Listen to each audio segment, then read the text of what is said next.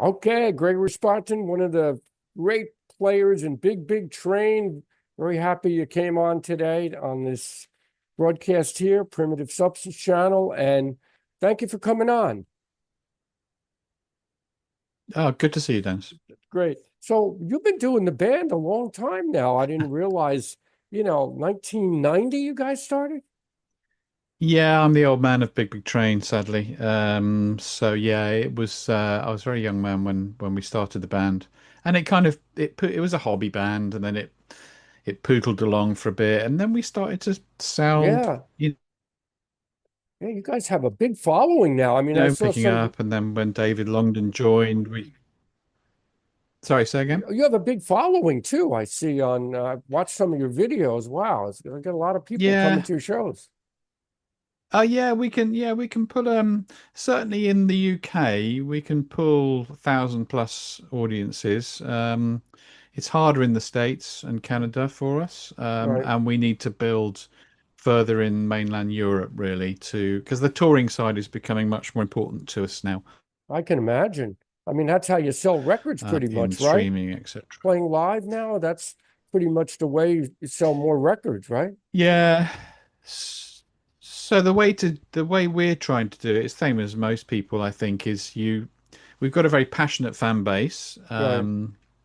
And what you have to do, or what you need to do, is to offer them something more than just the music. So, for example, we've got a new album coming out early next year, and we've got a very extensive liner notes that will be included within that to explain the album. It's important for people to have. But also the other thing is people of a certain generation, I think, want to own things. They've got space at home. So, Yep. I've got loads of books and all that sort of thing. So I think again, if you can offer some sense of physical beauty Yes. alongside the sort of audio magic, then that's the way to kind of make the business work alongside touring. Yeah. So I Right. think those are all important.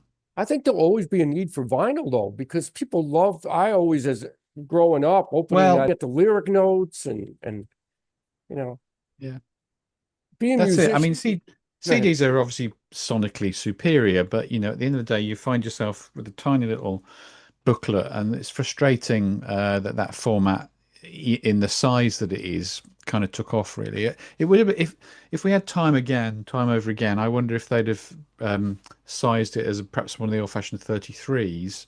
Right. That mechanism for delivering music, but it is what it is. A lot of our fans probably most still buy CDs, but there's a huge percentage now that invest in vinyl because they like to see it on their shelves and they like to hold Right. it. It's the physicality of it. So yeah, So you've changed lineups a lot, I see, over the years. And how did you get Dave Gregory? I mean, he's a Uh, fantastic guitarist. that was a strange moment actually because we were both huge XTC fans. And we knew that Dave Gregory was an incredibly lyrical guitar player. He really every note counted. Mm, He wasn't a shredder or anything like that, but he really wrote really interesting parts. So we just kind of had this sort of fantasy of having him playing one of our albums, and to be honest, we kind of gave up on it. And then David, our lead singer at the time, he was a mate of his. Out to Dave, and Dave played a couple of solos for us on an album called The Wonderful Yard, and then he enjoyed the music and joined the band. So it was nice for us because Dave he was playing with a band called Tin Spirits at the time, but they weren't playing huge shows. So it's nice for him to play with us and to play some bigger shows. So I vividly remember playing at Lorelei in maybe 2016 or 17. I can't remember, both crowd. And I remember watching him and David have a big hug afterwards because I thought the two of them had a long friendship, and it was really mm, nice to see that getting Dave back in front of big audiences or bigger audiences was really good. Because of course XTC didn't tour for so many years, so right. I know. Yeah, they didn't. They he uh, didn't. he lost that connection with the crowd. So I think it was good for him that he had that back for a while. And I also watched your video from the Real World Studios. That must have been pretty exciting. Doing some music there.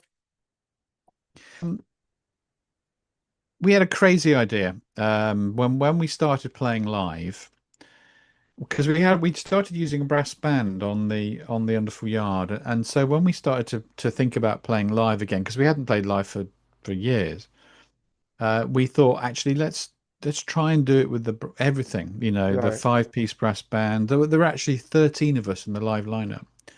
So we were thinking of playing some shows in London just to kind of reboot the band. Not sure if we could make it work with the brass band as a live thing. It was a bit of a weird idea, a brass Yeah. band and a prog rock band. And so the plan was actually, well, let's just hire a studio and we'll do it and we'll rehearse, but we'll do it with some cameras there, so that if it doesn't work, at least we've got a record of it. But it did. Yeah. We had a few days at Real World, rehearsed, realized quickly that actually this is going to work. You write most of the music for the band, or is it a collaboration? It's collaborative. I mean, I've probably been. It depends on the album, but yeah, I've been one of the core songwriters, I suppose, and that's my main thing, really. I play bass, but my main thing in life is songwriting. But Alberto, our new lead singer's he's a good one there, and a lot of co-writing. So we tried to. We're a bit old-fashioned, so the last couple of albums we've done, we've recorded it all together in the studio rather than Okay. file sharing all the remote stuff. So it's a bit of a 70s way of doing it. But what you find is that you create on the fly. It's really nice. So you get a mixture of people bringing songs in and you learning them and recording them as they are. You look at a song that in the studio that we created when we recorded it in April. There's a really amazing thing to kind of be involved in, a kind of whole day of, a seven-piece band thinking on its feet and bringing ideas together, and that's going to be on the new album. So it's a very collaborative process these days.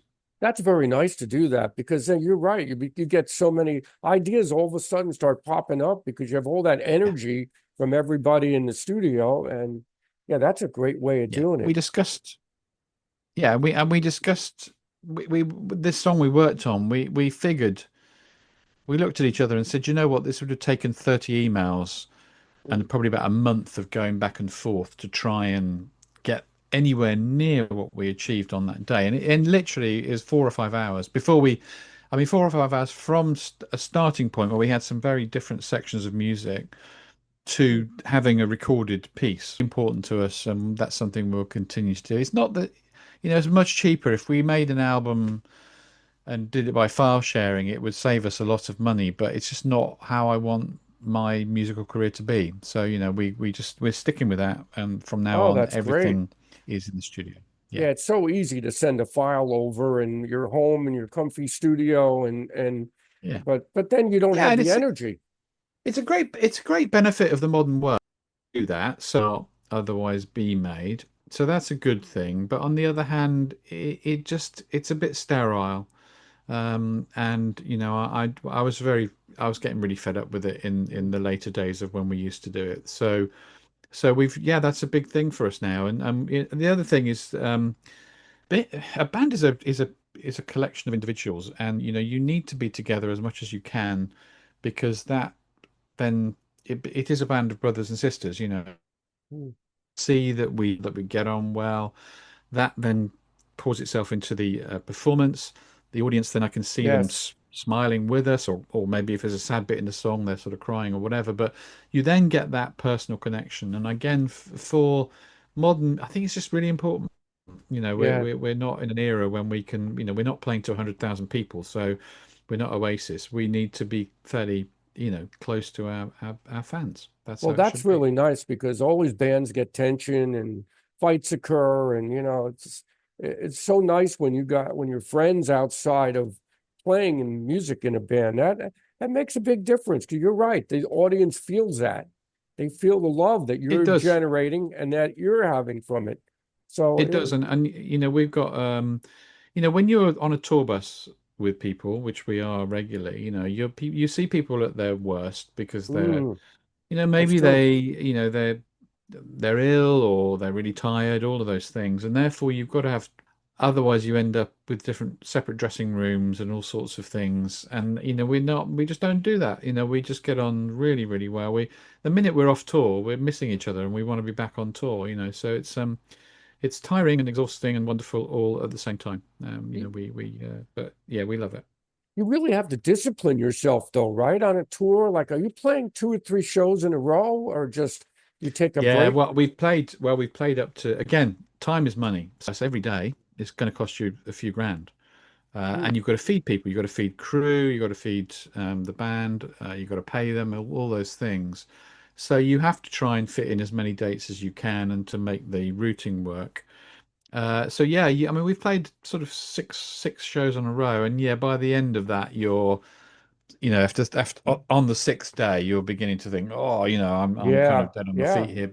But the minute you get on stage, wants to see you, you want to play for them, and away you go. So but going forward, we're going to try and keep it to probably three shows on the fly, and then a day off as much as we can. And of course, the older you get, the Yeah. more the shorter that little run of shows becomes. And you see, so the bigger bands are often playing just a couple of shows and then a couple of dates off. So So who currently is in the band, for everybody to know? Could you just tell everybody who's in the group?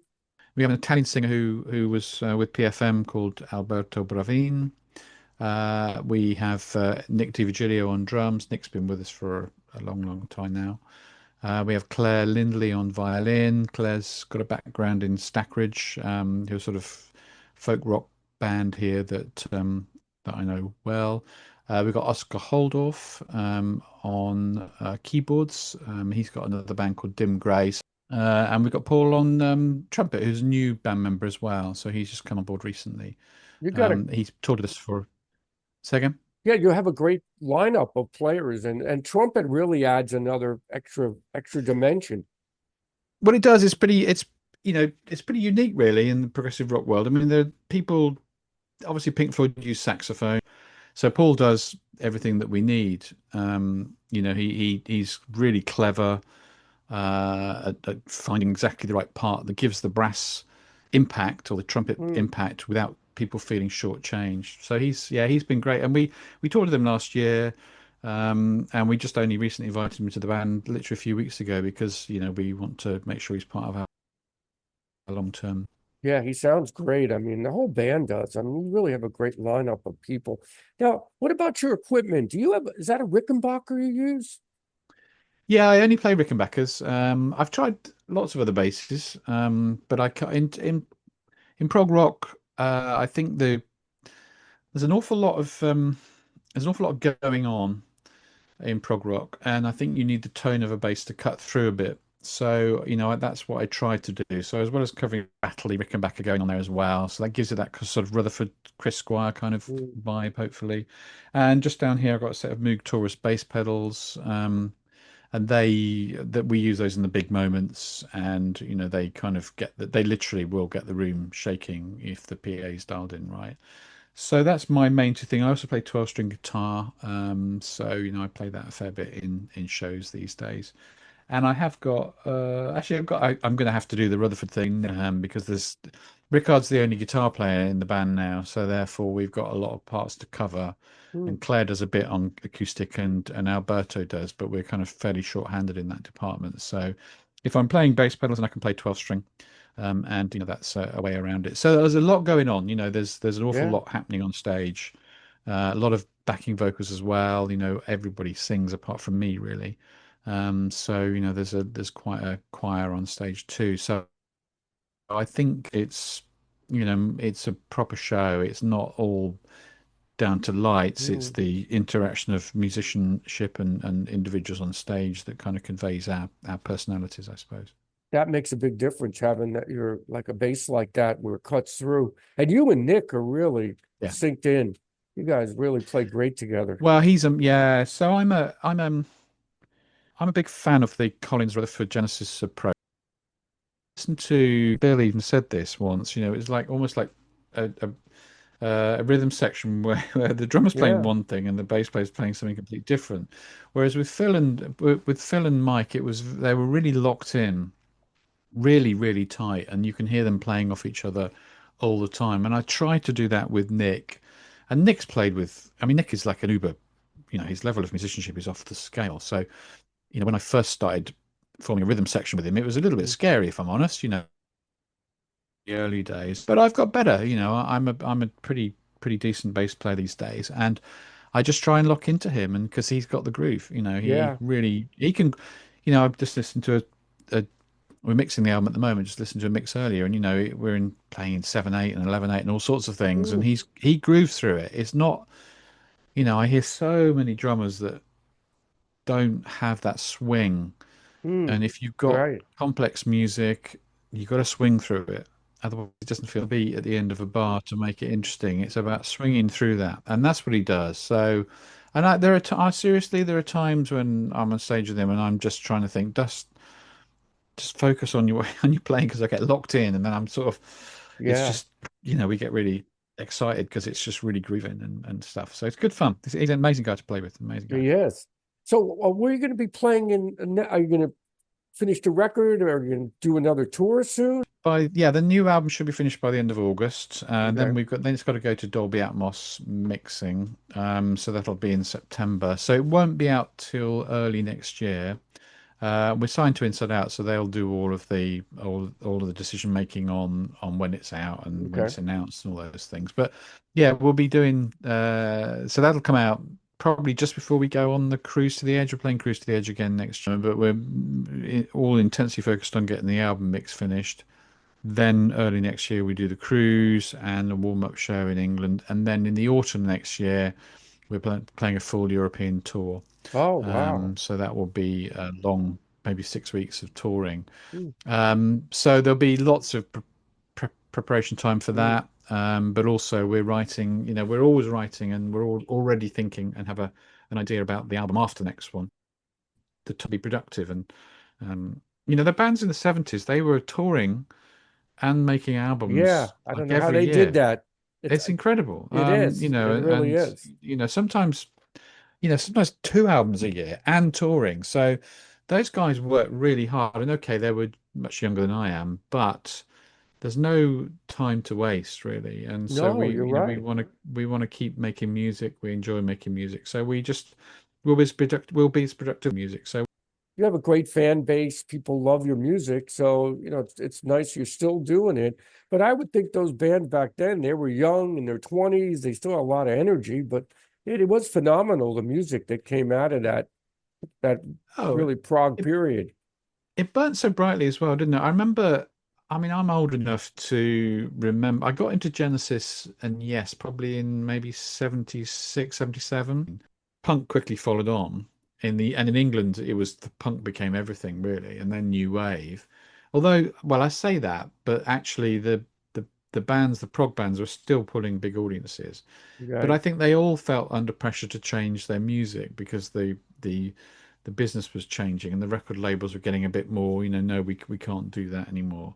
So you found a succession of albums from the late 70s to the into the early 80s where bands were actually some of it's not very good, a bit more accessible, I suppose.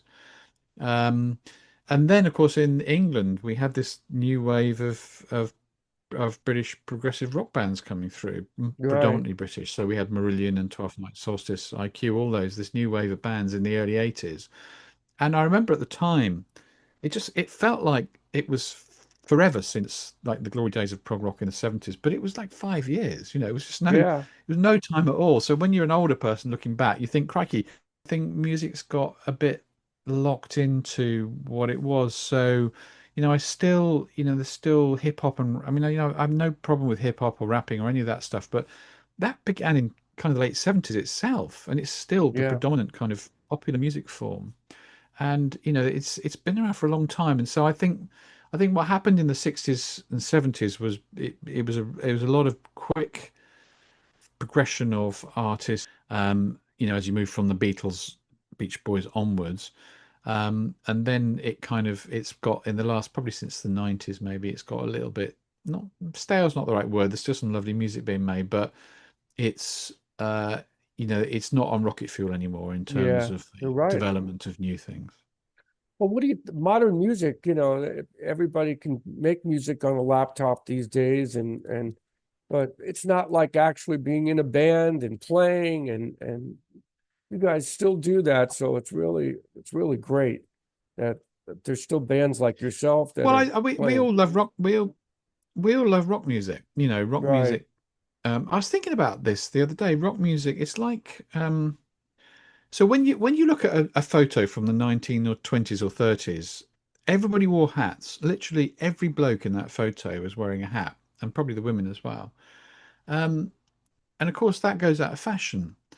And if you look at rock in the 70s, playing to big audiences, that was it. Everybody was into rock, but Right. nobody wears a hat anymore, or hardly No, anybody does, and very few people are into rock. So, it is what it is. It's just it's fashion changes, but I think you can either try and follow the fashions or you can just follow your own instincts.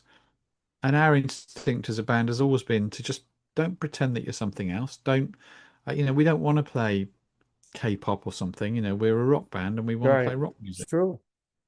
And you do it well. I mean, and you have so many, you have And such that's a, ourselves. We'll write the best songs we can.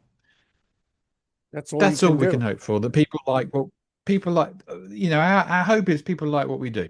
They If they do. don't, then yeah, I'm hopeful they're not the next. I mean, the problem is you live or breathe by your next album. So hopefully they'll like the next album, the one after that. But that's it. That's all we can do. We Yeah. just carry on making the music that we love. That's all that matters, really. Well, you're building a catalog too of music, and then someday, or even now into the future, they're going to look back. Oh, there's this band, Big Big Train. They put out all this music, so much to explore.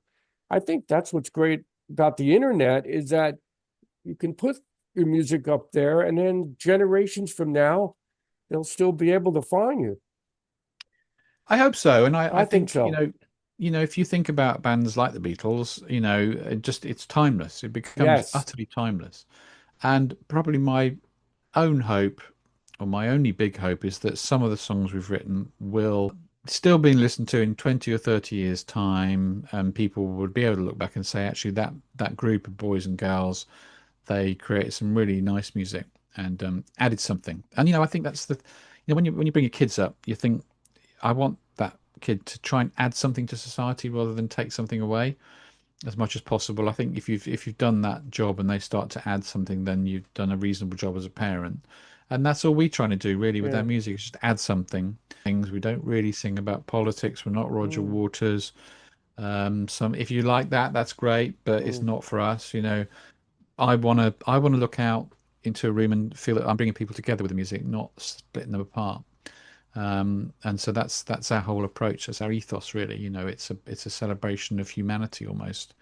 Sounds really pompous, but that's what we want to do, is just celebrate the good things that humans can do. So, what's the name of the new record that's going to be coming out? Ha! I can't Is tell you. that We it? haven't announced it yet. So Okay. Okay. So, I'm unfortunately that's in the hands of Inside Out. So okay. I can't speak freely about it right now. How's the label been for you? Good. I mean, have they been very helpful? They've been brilliant, actually. We were an independent band for a long time, and what was amazing with Inside Out, they offered us and of course then all that COVID stuff got in the way, and then David passed away, and to be honest with you, I just assumed that they would, you know, thanks but no thanks, because of course the band was a risky stage then with a new singer and everything, but they stuck with us. They absolutely stuck with us. The A&R guys there are fantastic. They want us to do well. They've been wholly supportive. I think people forget that it's only ever been a small percentage of artists that really, really made a lot of money or had millions of fans. It's always been Right. that way. Yeah. And it always will be. And you just got to think on your feet. And the world doesn't owe you a living. You got to do what you can and just try and work your way through. As we said earlier in the conversations, right? Get your t-shirts right, get your music as good as it can, make the vinyl look beautiful, make the cover image look beautiful, all of those things, and then you can start to build a following and get them behind you and on your side. So that's what That's what we it that's what we're takes. trying to do. And it's nice you don't have to worry Yeah. about the marketing or that side of it. You can just concentrate on music. When you get to that point, it's really a blessing. We've got the record label behind us, so we don't. There's so much we don't have to worry about anymore, and that's great. And we still. I mean, so for some live albums, we still release those independently. Right? Sometimes they'll take a live album, sometimes they won't. So we kind of got a slight mix and match approach. But when we do our own album releases, suddenly I'm pulled back in that world of having to promote it and all those things. It's very time consuming, and just silly things like setting things up on digital services that they've got. They've got, obviously, their YouTube channel will have hundreds of thousands of people following it rather than our one. So they can push you much harder and much further, and they want us to succeed. It's in their interest, but also I think on a human level they want us to succeed as well. So yeah, it's probably an unusual conversation with a musician to be singing the praises of a record label, but I can say nothing other than positive things about them. That is great. And then, you have a lot of followers on YouTube. I've been watching your videos. You have a really good following on there. There's thousands of people watching your videos. That is great. Yeah, some of them have taken off. It's weird. It's weird to know. Sometimes a video lands, and sometimes it doesn't. There's a really nice film, a couple of nice films that we made or have been made for us by a cartoonist. There's a film for a song called Brew and Burr, and that never really took off. And yeah, for me, it's a lovely piece of down. And I wish that had been seen by as many people as some of our other videos have been seen. But I don't know. You can't count. There's not really a way of managing that. It goes out, and you're right. I then agree. sometimes it lights the internet up, and other times it doesn't. It's really hard to tell. Well, that's what I can't tell here about the channel here, because I've been interviewing so many amazing musicians, fantastic players, and some just people don't watch it. I don't know, but I guess it takes time to build up this kind of thing. So that's interesting. So you're finding the same thing then. Sometimes something will take off, and sometimes it doesn't. Yeah, it's the same thing. It It's is. something to do with the algorithms that are putting. I don't know. I don't think any of us understand it. I'm not even sure the web people understand it, but it is what it is. It's frustrating, is it not? It If you've interviewed somebody at some length, it's only being seen by a few people. Yeah. And yet other times you get ones that take flight. So because let's see what this one does. I interviewed Phil Manzanera. I thought I was going to get thousands of people to watch it, and not many people watch it yet. David Jackson was probably my best video. That one took off, but some of these people, I guess That's interesting. how that happens. I don't know. David Jackson of Van der Graaf Generator. David of Van der Graaf Generator. Oh, Sweet, wow. Okay, really cool. nice guy. Really great guy. And we had a great conversation. And I've met that's him. one of them. He's great. And do you know Mike Howlett from Gong? Have you heard of him? Yeah. I had a 2-part interview with him, and that one did pretty well. Cool. So I'm talking to some nice people, and you also. It's a pleasure speaking with you. And Billy Sherwood, I spoke with. Really nice people. Yeah, good. So I appreciate you spending some time here, Gregory. I mean, your band is great. You guys are still doing it. It's really good. And how can we find your music? Well, I mean, our website's probably just the best starting point, bigbigtrain.com. But we're all, we're on, everything's on Spotify, or pretty much everything is, or Apple Music or whatever. So, I encourage people just to have a listen, and see if they like what we do. And if they do, then come see us at a show sometime. Great. Well, listen, thank you for coming on for a few minutes, and I appreciate it. And everybody out there, the band's great. Go see them. Any plans to come in the States at all to tour US? Well, as I said, we're doing the cruise, but I don't think we're gonna. It's really, the States is so big. Yeah, you're right. I know it's a stupid thing to say, but every time we go there, we've done a couple of runs of shows there. You think you've done half of it, and There's a you lot haven't to even cover. started. Yeah, it's crazy. So, well, I hopefully maybe the year after we'll see. It's a hard country for a rock band to you can't break America like you used to. That was the kind of thing where bands went out and they tried to break. That's what European bands did. They try and break America. And it was kind of seen to be the because the market is so big and so much money there. It was seen to be the way of ensuring the success of the bands. But it's really hard. Real rock music is a band that people haven't heard before. So I think we'll keep plugging away, but it won't be next year, it'll be the year after, I think. Okay. Well, good deal. Well, maybe we could talk again sometime when you plan on coming to the US, and we'll see what happens. But anyway, That'd be have a good. good night there in the UK. And once again, thanks for coming on, and have a good night. Thanks again. Take care now. Thank you.